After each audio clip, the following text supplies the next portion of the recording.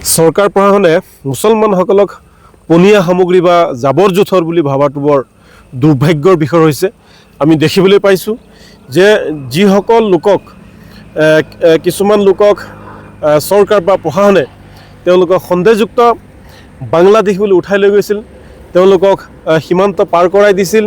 তাৰে দুগৰাকী মহিলা সোনা ভানু আৰু হাজেৰাক যোৱাকালি 37 নং ৰাষ্ট্ৰীয় ঘাইপথত গোৱালপাৰাত যি এৰি থৈ গৈছে, নিশা 10 বজাত যি এৰি থৈ গৈছে, এই বৰ দুৰ্ভাগ্যৰ কথা হৈছে। চৰকাৰখনে এওঁলোকক পেলনীয়া সামগ্ৰী বুলি ভাবিছে, জাবৰ জোঁথৰ বুলি ভাবিছে, মানুহ বুলি ভাবা নাই। আচলতে অসম আৰক্ষীৰ বা চৰকাৰৰ যদি মানৱতা নাই, সাধাৰণ মানুহৰ মানৱতা ক'ত থাকিব? তেওঁলোকৰ যদি এই বিষয়ে ন্যূনতম জ্ঞান নাই, সাধাৰণ মানুহৰ কেনেকৈ জ্ঞান থাকিব? তেওঁলোকে মানুহখিনি লৈ গৈছিল, তেওঁলোকে থানাৰ জৰিয়তে ঘৰলৈ তেওঁলোকক পঠাই দিব লাগিছিল।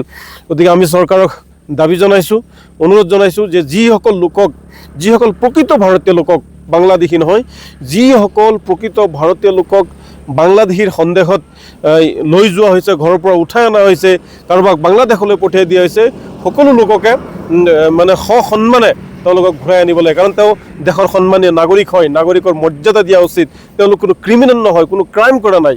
গতিকে ক্ৰাইম নকৰা মানুহক হেণ্ডকাফ লগোৱা নাপায়, নিশা অ'ত ত'ত পেলাই থ'ব নাপায়, নিশা অ'ত ত'ত চোৰৰ দৰে, ডকাইতৰ দৰে, মাৰ্ডাৰ কেছৰ বা ৰেপ কেছৰ দৰে, আসামীৰ দৰে তেওঁলোকক উঠাই দিব নালাগে।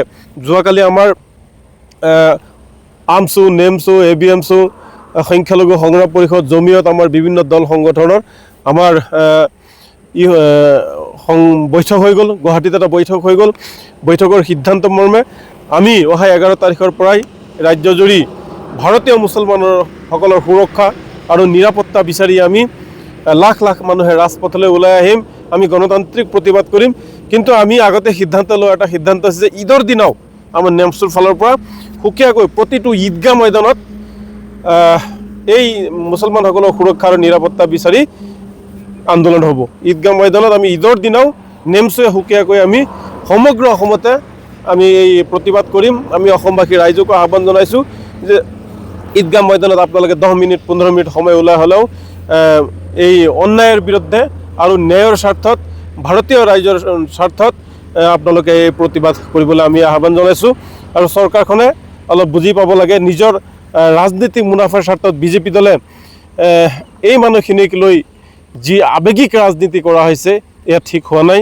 ৰাজনীতি হ'ব লাগিছিল মূল্যবৃদ্ধিৰ বিৰুদ্ধে, ৰাজনীতি হ'ব লাগিছিল বানপানীৰ বিৰুদ্ধে, ৰাজনীতি হ'ব লাগিছিল পুনৰ সংস্থান দিবৰ, ৰাজনীতি হ'ব লাগিছিল মূল্যবৃদ্ধি কমাব লাগিছিল। কিন্তু সেইবিলাক বাদ দি সকলো সময়তে অকল মুছলমান মিয়া কৰি চৰকাৰে গোটেই সময়খিনি পাৰ কৰি দিছে।